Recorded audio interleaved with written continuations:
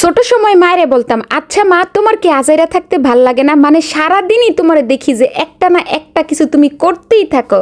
এখন মনে হয় যে মার ভূত আমার উপর ভর করছে। মানে সারাদিন যাই করি না কেন, বিকেল হইলে আবার আজাইরা কাজ নিয়ে বসে পড়ি। হ্যালো এভরিওয়ান, সবাই আসসালামু আলাইকুম। সবাই কেমন আছেন? আশা করি আপনারা সবাই অনেক অনেক অনেক বেশি ভালো আছেন। এই তো আমি কিন্তু পুডিং বানাবো আর কি। তো বিকেল বেলা আর কি এই সমস্ত কাজকর্মগুলা করি আর কি। দুপুরবেলা রান্না বান্নার পর খাওয়া দাওয়া করে তারপর দেখা যায় বিকেল বেলা কি করব, তখন তো আর কোনো কাজকর্ম থাকে না, তখন এই যে এই সমস্ত কাজগুলো করি আর কি। যাই হোক, পুডিং তো আমার ছেলে ভীষণ পছন্দ করে আর কি। তো আমার বাপজানের জন্য পুডিংটা বসিয়ে দিলাম চুলায়। পুডিং বসানোর পর তো আমি একদমই অবসর। তো আমি কি আর অবসর থাকার মানুষ? তারপর এই যে দেখেন বসে গেছে আজাইরা কাজ নিয়ে। মানে তখন ওই যে যখন পুডিং বানানোর জন্য আর কি সবকিছু রেডি করতেছিলাম, ওই বারান্দার মধ্যে দাঁড়িয়ে দাঁড়িয়ে চিন্তা ভাবনা করতেছিলাম যে আজকে যে কোনো একটা গাছ লাগাবো। তারপর চিন্তা করলাম যে কোন গাছটা লাগানো যায়। তারপর এই তো এই প্ল্যান্টের আমি নাম জানিও না, আমি কিন্তু বেশিরভাগ আর কি গাছের নামই জানি না। যাই হোক, এগুলো আসলে নারিকেলের সোবার মধ্যে, সোবা নাকি সোফা কি বলে, যেটাই বলুক না কেন, তো সেটার মধ্যে লাগাবো আর কি। কারণ এই গাছটা কিন্তু মাটির মধ্যে হয় না, এই গাছটা কাঠের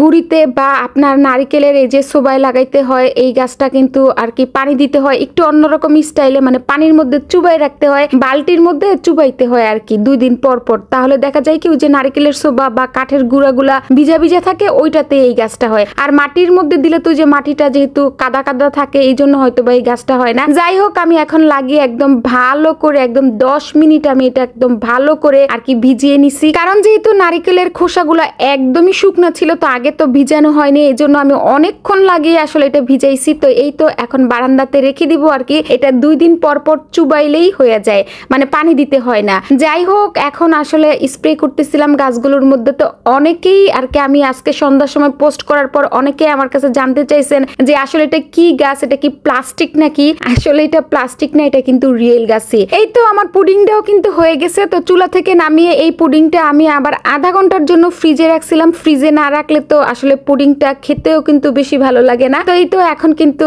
কেটে নিলাম আর কি। তো পুডিংটা কেমন হয়েছে দেখে বলেন তো। পুডিংটা খাইতে যা মজা হয়েছিল, আর আমি যেহেতু দুধ একদম ঘন করে জাল দিয়ে পুডিং বানাই, সেই জন্য কিন্তু আমার পুডিং খেতে ভীষণ মজা হয়। যাই হোক, পুডিং তো খাচ্ছিলাম আর কি। আর এই তো এই দিক দিয়ে আবার কি শুরু করছি দেখেন। এই মনস্টার গুলো আমি অনেক দিন ধরে আর কি কাটিং করে এই যে পানির মধ্যে রেখে দিছিলাম। তো এগুলো আমি এখন লাগিয়ে দিব আর কি, কারণ এগুলো অনেক দিন ধরে লাগানো হইতেছিল না। আর আজকে যেহেতু ওই যে গাছ লাগানোর পালা, এজন্য ভাবলাম যে আজকেই লাগিয়ে দেই। এই মনস্টার তো আমার ভীষণ ভাল লাগে আর কি। আমার কাছে বেশিরভাগই মানি প্ল্যান্ট, মনস্টার আর কি, যে গাছগুলো ছায়ার মধ্যে হয় ওই গাছগুলো। কারণ যেহেতু আমার বাসায় একদমই রৌদ্র আসে না, গাছ যেহেতু ভালোবাসি আর রৌদ্র যেহেতু আসে না, তাই কি আর করার, এই তো এগুলো দিয়েই আসলে শখগুলো পূরণ করি। যাই হোক, ভিডিওখানা কেমন লাগছে কমেন্ট করে জানাবেন। সবাই অনেক অনেক অনেক বেশি ভালো থাকবেন। আজকের মতো বিদায় নিয়ে নিলাম। আর হ্যাঁ, ভিডিও ভালো লাগলে কিন্তু অবশ্যই শেয়ার করে দিতে ভুলবেন না।